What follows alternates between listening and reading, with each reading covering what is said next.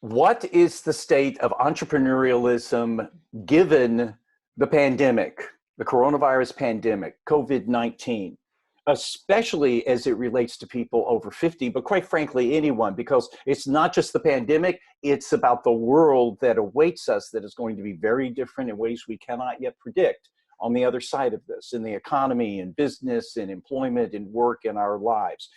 Well, to look into this is, I'm really grateful for this, one of the best experts to be able to talk about this, Wendy Mayhew, who is an influencer, a speaker, an expert in entrepreneurialism. She's an influencer. She just got nominated as a Woman of Influence by the Women of Influence in Entrepreneurship. And she's also just recently come out with a book called Wiser: The Definitive Guide to Starting a Business After the Age of 50. And so, Wendy, given this situation, as it affects everyone who's thinking about being an entrepreneur or has started it or whatever, but especially those of us that are over 50, what is the state of affairs in terms of moving forward in any one of those respects? It's such uncertain times. It's hard to even fathom what people are thinking. Do they have a job? Will they continue to have a job? If they don't have a job, what are they going to do? Like, it's just so uncertain and nobody really knows what's going to happen. It's just crazy. I never expected to see anything like this in my life. In this period of time, and this is being recorded in the midst of the pandemic, I do know that, well, something I've been advocating and others have been advocating, and I know some people are doing, is basically, for lack of a better term, reassessing whether it's I may lose my job, or I'm needing a job, or I've lost my savings, or what we advocate: don't retire, find something new for yourself. It's impossible to predict what's going to happen, but what could I be doing now, in especially looking at this entrepreneurial space? Yeah. So as you're sitting there thinking, okay, what am I doing? What am I going to do? Am I going to be one of those people that isn't going to have a job? And unfortunately, I think that the older people who will be the ones that are going to be out of a job. That just seems, and I think that we are the fastest growing group of entrepreneurs in the world. And I think that is even going to be increasing just terribly. I mean, that's not the right word to say, but that's exponentially. That's it, exponentially. And it's whether they want to or not. I think a lot of people will go into it. Some will go in with their eyes wide open. Some are just going to jump in. And they need to understand that it's different than a job that you've had becoming an entrepreneur. And that's why I wrote my book, because I didn't write it just for this time of this pandemic. It just seems that it came out just ahead of this. But people need to understand that starting a business is a process. It's a little bit different than being a young person, as in, you have to move from being an employee to an entrepreneur. That's a total different ballgame, right? It is just very different. And also, you're going to be meeting new people that, you're leaving behind people that you've known that are going to be able to help you in this entrepreneurial journey. And so you need to be able to step out of your comfort zone, which is a big thing as well. So those are basically the things that are different. You've had a support system probably from, where you've worked, that if you had any problems with computers or anything, you're not going to have that anymore. You may not have ever had social media, things like that. Do you know how to market? So these are all things that people really need to look at and start experimenting with. It may not be the time for them, but get started. Be prepared for the future, because we don't know what the future is going to bring. Well, let's talk about consideration, and let me get foundational for a moment in that, yes, you're right. In the United States, Kauffman report says that boomers, or people over 50, now boomers, lead millennials by a 2-to-1 margin. And that number is growing if you say over 50, because so many Gen Xers, which lead in all categories, are coming into the over 50 space. And it stands to reason why, because You've gone through your whole life. You've done what you were supposed to do. The kids are gone, whatever. And now you're saying, okay, I want something other than retirement, or I need to make an income. And as I've heard from so many people, some boomers are becoming entrepreneurs because they can't get a job because of ageism or ageist assumptions. Exactly. And so it is a fantastic possibility. It doesn't necessarily mean that you have to have millions of dollars of capital in order to do it. Pro boomer. I am bootstrapping it. It does cost me money, but I'm able to do it more nimbly than otherwise. So that's the other foundational point. But let's put it in a context of how we get started in even considering it and what it might be, and am I right for it? Well, that's a big thing. Are you right for it?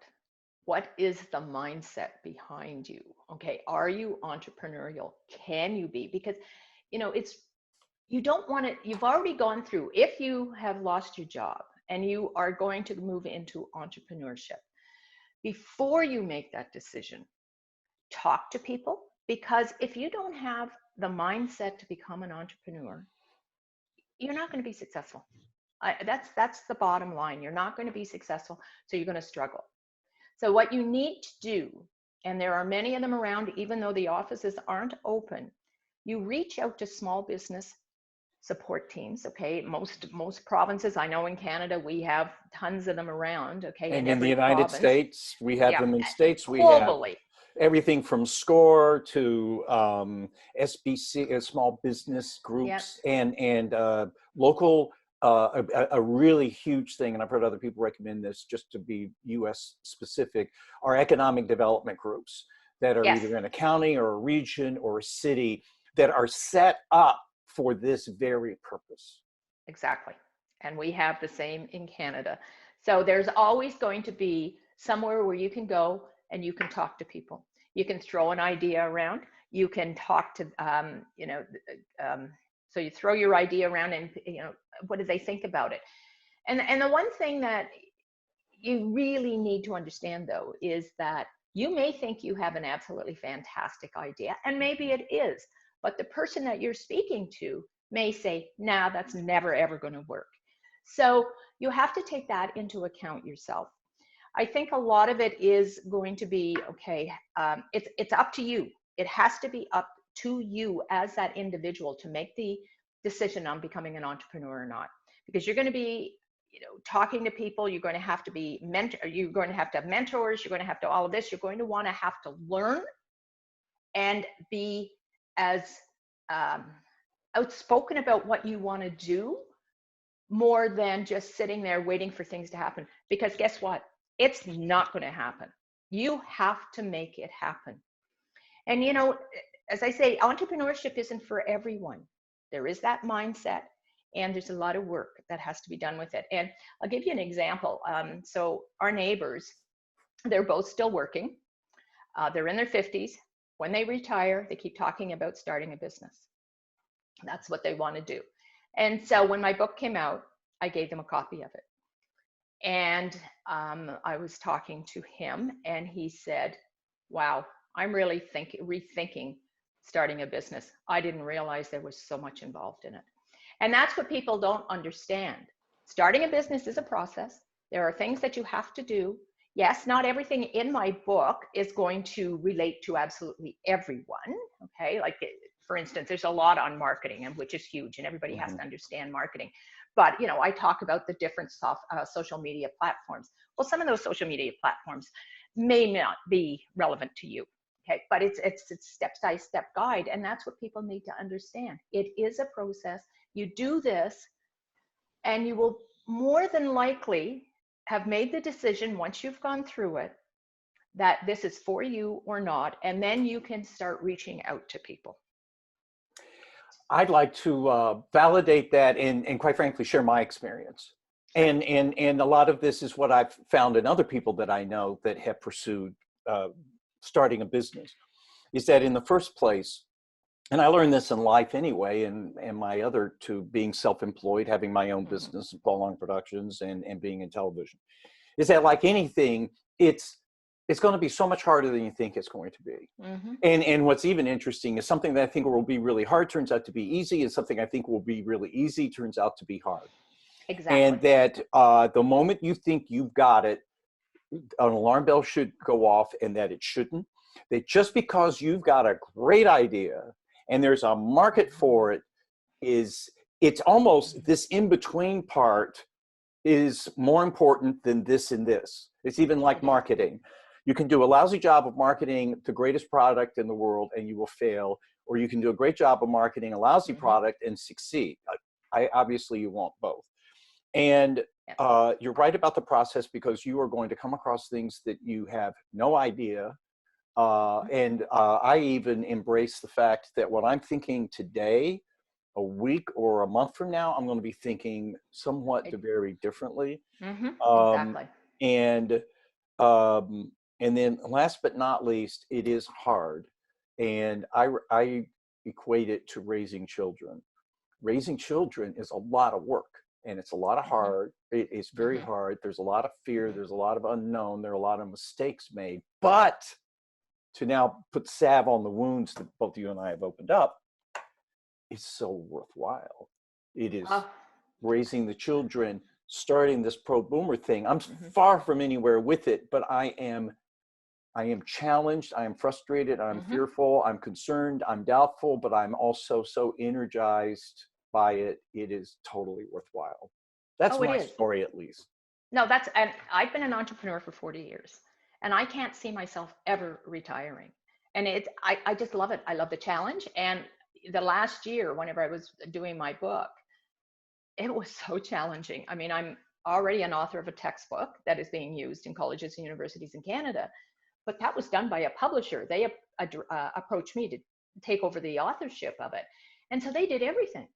And I said, well, I didn't, I wanted to do my own book. And for various reasons I get the whole thing, the amount of money, but then, it's all everything that goes with it. And I had never self-published. And, I was stumbling and I was frustrated, but darn it, I was determined. And once I put the finishing touches on that book, I just went, it was just, and I was so proud of it. And, also with the marketing of the book, the textbook I had nothing to do with. And then I started sending out the book, my own book, to reviewers. And you have this self-doubt. And I'm going, okay, I've spent a year on this book. I had contributors to the book. I can't let them down. But what are people going to think about this? And all of a sudden, the reviews started coming in, and I was just unbelievable what people are saying about this book and how it has helped them. And there was even one woman I was speaking to last week that she had already read the book and given me a review, but then we were having this Zoom call, and she said, Wendy, this isn't my first rodeo. I've been in business before, and I figured when I read your book, I didn't need anything in this. And she said, oh my God. She said it was just unbelievable. And myself, I am learning from those, the people that contributed. Like, I'm not good on Pinterest or Instagram or, so it's helping it can help everyone. I don't care what age you are. And that's what I'm getting. Yeah, and let me jump in here too.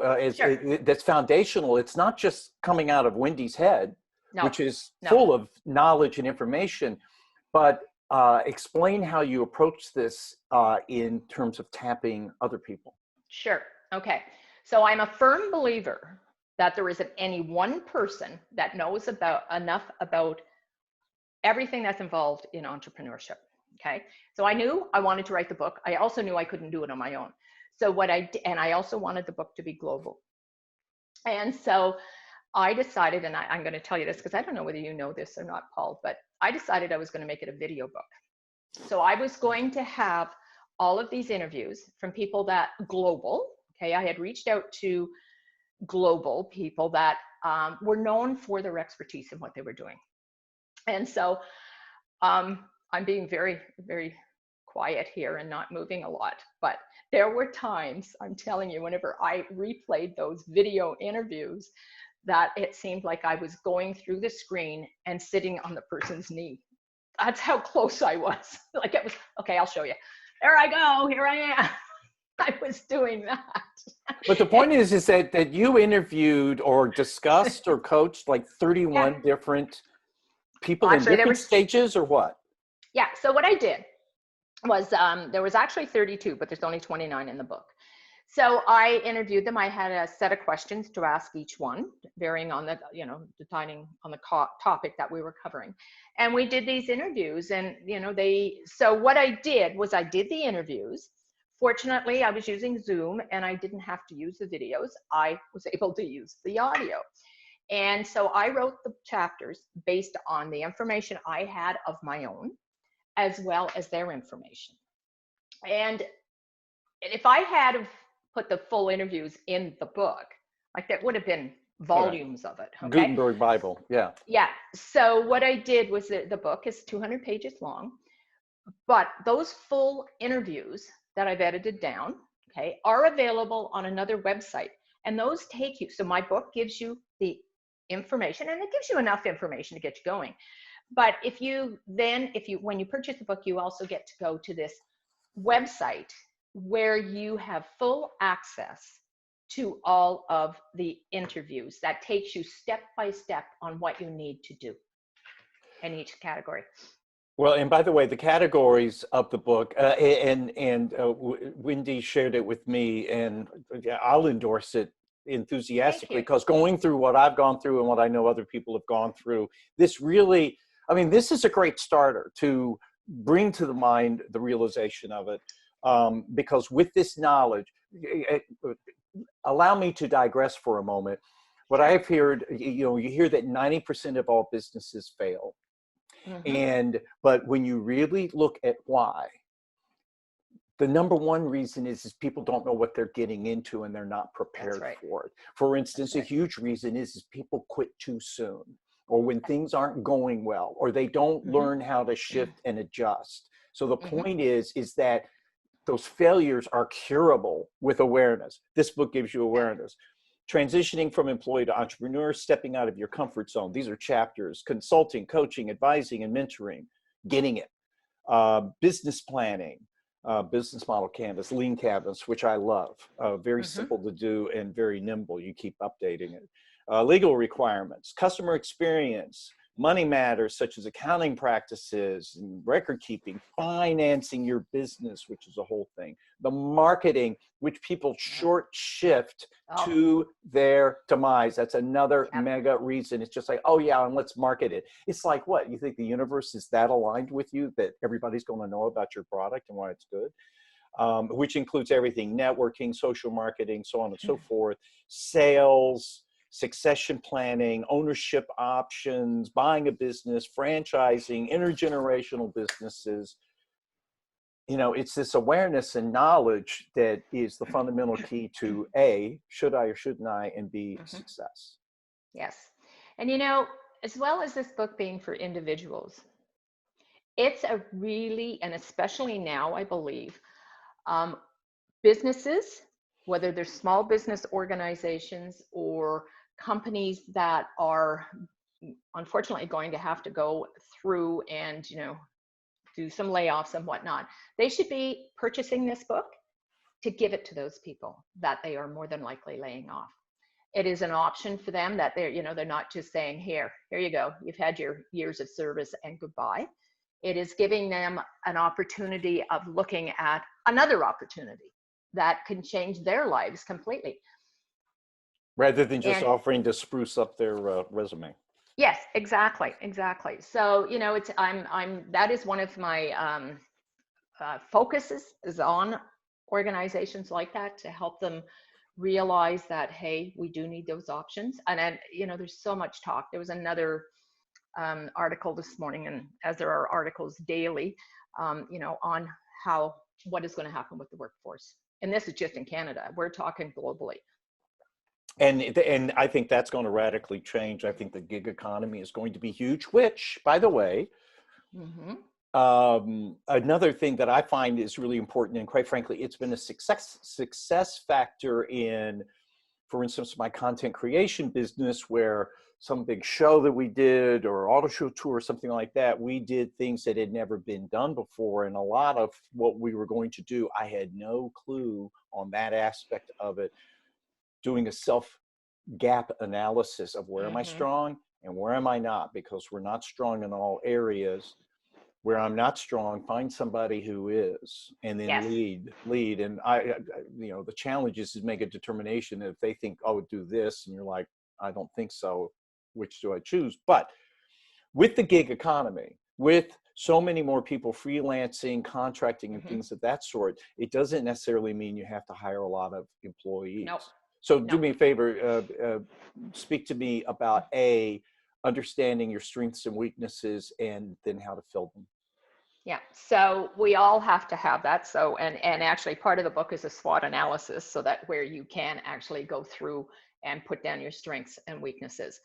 As a point to being, self-employed, we'll call them self-employed. I'm self-employed. However, I can't do it alone. And so what you are going to need to do is, unless you are superhuman and can do it all yourself, you find people that can help you. But the biggest thing that you need to do when you're doing this is ask for references, ask for, help, because there's so many people, and this is another thing that's going to happen with this, okay? That, okay, I am starting my own business, and I'm going to be an expert in this, but even though I've never done it, and then so they're starting to come out of the woodwork. They don't have the experience as a business owner, but also as a professional. What's the word I'm looking for? A resource, a professional resource that is actually going to give you what you want and need. I'll give you an example, and this happened a few years ago, and it drives me nuts that this happens. So I know someone that left their employment, became a coach, and immediately started coaching people on how to start a business. If you haven't lived it, can you do it? It's just, and so that's, it's the same with whenever you're going through your marketing, your branding, your everything. You have to make sure, and especially websites are big. Okay, that, everybody can build a website. Well, yes, but is it going to be built that it is attracting people? Is it going to be, to me, branding is everything.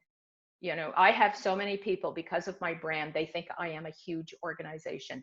I'm not.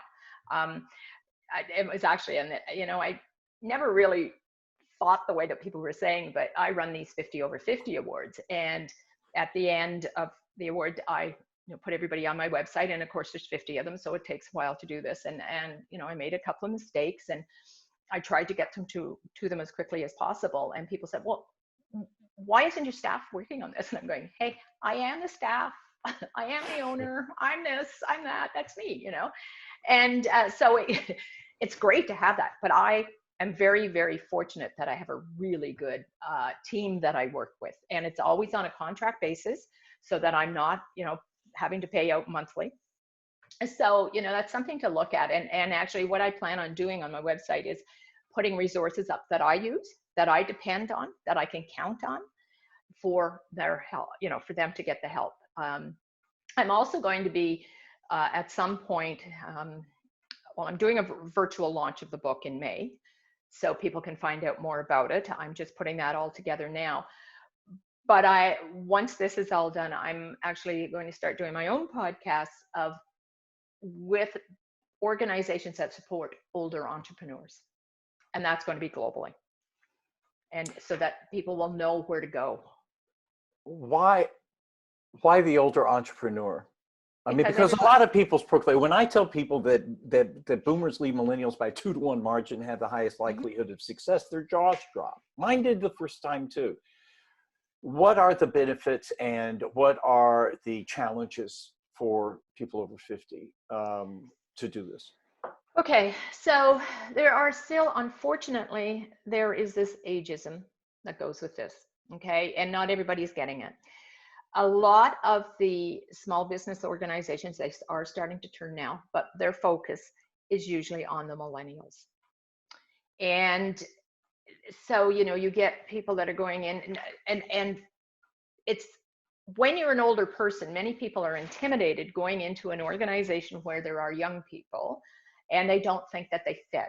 I fortunately have felt very comfortable around young people and they seem to be okay with me. I mean, you're always going to get the ones that aren't.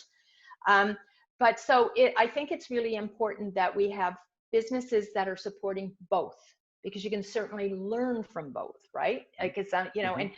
and you know, you don't have to do this alone. You can have, because as much as I'm talking about, you know, it's going to be the older people that are laid off, which is probably true, but there's also going to be the young people that are going to be wanting to start their business. So between the two of them, you can have a very, very successful business. You've got the two different sets of skills. But the one thing that you have to make sure and is the compatibility.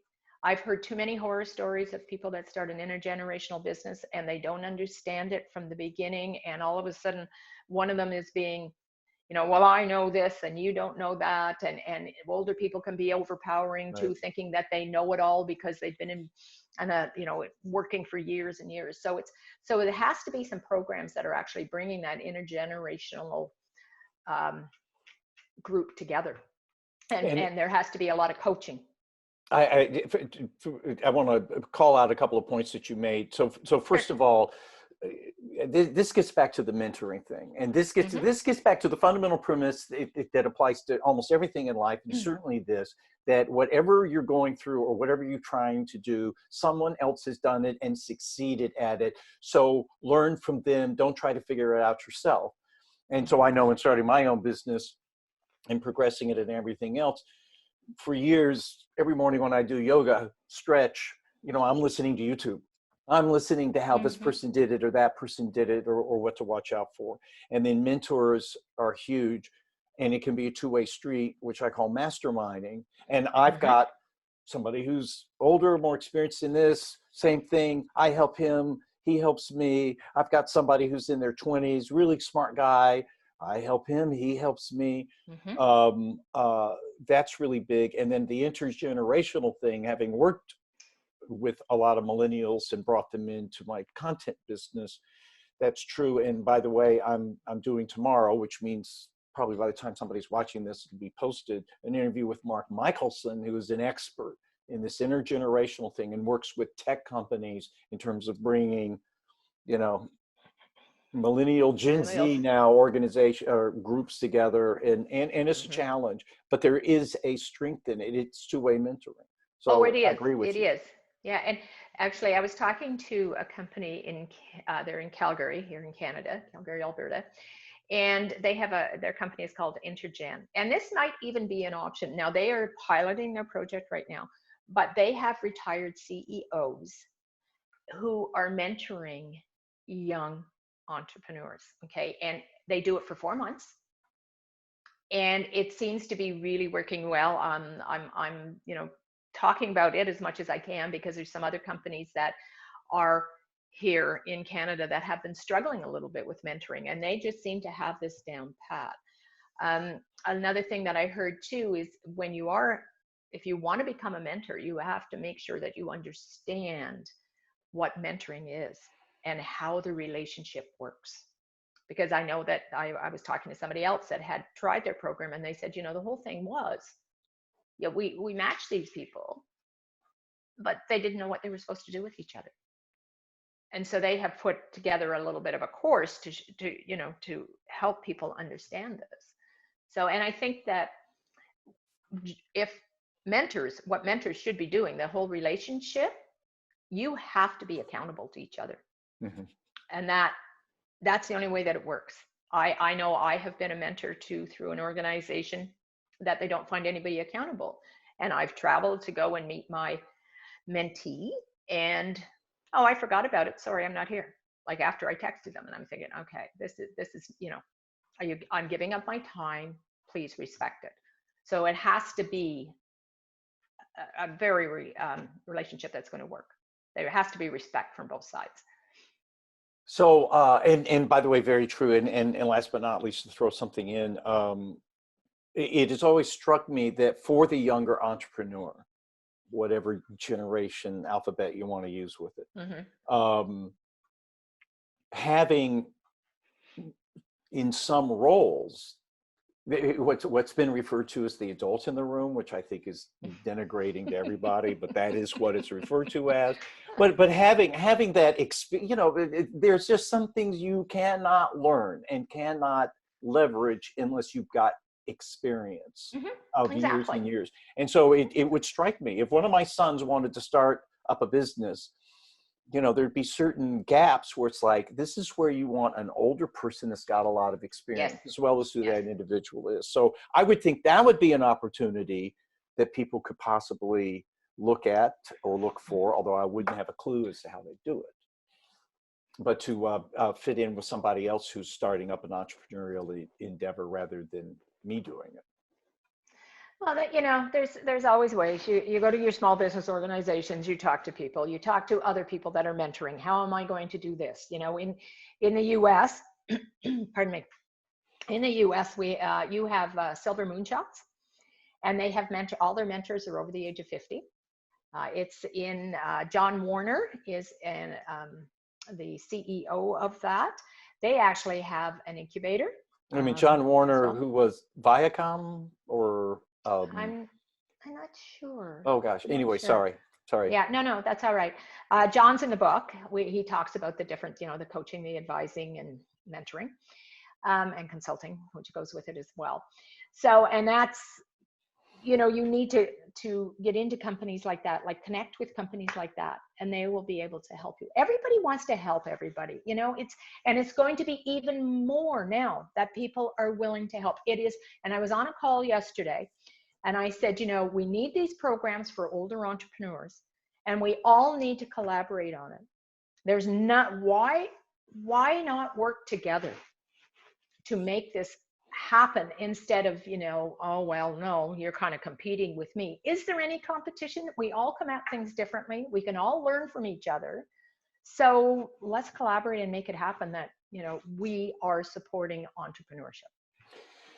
Well, speaking of wanting to help and getting back to, we're in the midst of this coronavirus, COVID-19 pandemic situation. We're going to have a different world here. Definitely. I really want to, in a couple of months, redo this conversation, renew our conversation, as we start seeing how things are progressing. It would seem to me there's going to be a need, both of us as individuals, to maybe consider or to pursue being entrepreneurs, business owners, startup people to some scale. And there's going to be a need for us. I mean, it's touted that entrepreneurs will cure the problems of the world. That's a pretty bold statement, but do you want to count on government to do it? I think there is some truth to it, and social entrepreneurialism. What I'm doing, and so many others, it's doing a business, but it's to help and make a positive difference. It would seem to me the need and the opportunities for a multitude of reasons would exist coming into this new world that we're going to have. Your take on that? Well, I agree with you fully. And I think I am a social entrepreneur. I've never said that I was a social entrepreneur, but I am. And I've always been trying to do positive things. And I've always been trying to draw attention to entrepreneurs. And one of the things that, I'm not really answering your question here, but one of the things that I do when I meet someone new is immediately, who can I introduce them to? Who can I give their email to? Who can I do an introduction to? Because it is important, and it's going to be even more so in a couple of months. It's going to be, our world has changed. This is the new norm. And so, well, sorry, I shouldn't say the new norm, because the new norm is constantly changing now. So we can forget about what used to be. It's, nothing, unfortunately. I hope I'm very wrong in what I'm saying, because I always like change. I don't like a whole lot of drastic change. I would like things to somehow go back to the way it was before. But we're all learning. We're all learning differently. We're doing things differently. And, it's just a whole new world of connecting and working together. So to wrap this up and be respectful for your time, we've run over, but quite frankly, I think this could be a 3-hour interview, and it could. And you'd carry it, Wendy. I like to talk. I want to leave somebody with a thought here. So if it's like, I should look into this. And they may have a big idea. They may have that idea that they've had for 30 years. It's like, now's my chance. Or it's like, I need to find an idea. But yet, to the core point here, we don't know what the world's going to be like yet. No. But in this downtime, it's an opportunity to begin thinking about this. What would your advice be to me? Okay, so here's my advice, and this is one thing I had thought of, and I haven't done anything about it yet. Get a group of people together. Do it, have one person that is doing the Zoom call, so hosting the Zoom call, that invites people that are thinking of starting their business, and let them brainstorm among each other. Okay, so you say you and I, and 5 other people were here, and well, I'm thinking of starting my business. I don't know what to do. And you get that feedback from people. And then you can go away and you can start thinking about it even more. And that's what I think is really important, is to basically have roundtable discussions, or in the new world of Zoom, rectangular discussions. And don't be afraid to share your information, because people are willing to share. We're willing to help. And, I keep being asked, will you coach me? Will you coach me? And I've always stayed away from it. So, maybe now's the time for me to be doing it, and starting these calls. It's just a matter of getting people on board that, hey, do you want to be part of this? The one that I did do, I did it a couple of years ago. I brought together the Canadian Chamber of Commerce and the Canadian Federation of Independent Business, as well as winners of the 50 over 50 awards and government officials, where we sat down. Now, this is a little bit different because they had already started their business, but we sat down with these people, and each person got to introduce themselves, tell everybody what they were doing and the challenges that they were facing. And we totally blew them away. And I mean, there's still so much work to be done, but I'm hoping that, it was, and that was talked about in the government House of Commons the following day that we had done this. So I think that round table, square table, rectangular table discussions are really important to start this. And, that's one possible scenario that we can do. I think another thing that you might want to do, and I'm not trying to be salesy here at all, but go to my website and register for that virtual book launch I'm doing, because some of the contributors will be there. Some of the reviewers will be there, okay? And you can find out more about the book. You can also go ahead and buy the book on my website if you want. But start thinking, like seriously start thinking about your future, because you have to do it now, because you don't know what tomorrow is going to bring. And I would also say, I've had people ask me, well, what if I don't have the big idea? And what I've realized, first of all, I embrace Jay Samit, the Great Disruptors thing, where over the next 30 days, have a piece of paper and a pen next to your toothbrush or your bed or whatever, and write down 3 problems that you saw that day. And what you'll find after 30 days is you've hooked on to something. And the reason why you've hooked onto it is because you not only have a solution, but it's resonating with you, including your capability.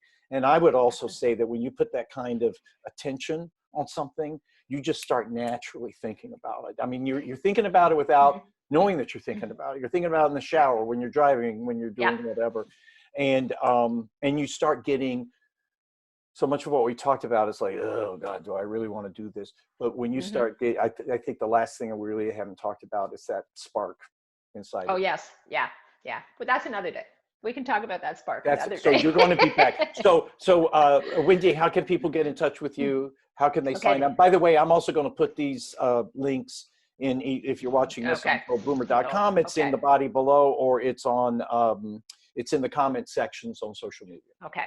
So the easiest way is wendy@launchitright.com. Okay. That's my email. And then wiseseniorsandbusiness.com. Excellent. Wendy, thank you so much. Great advice, great insight. Stay well and wash your hands. Thank you ever so much, and same to you. Okay.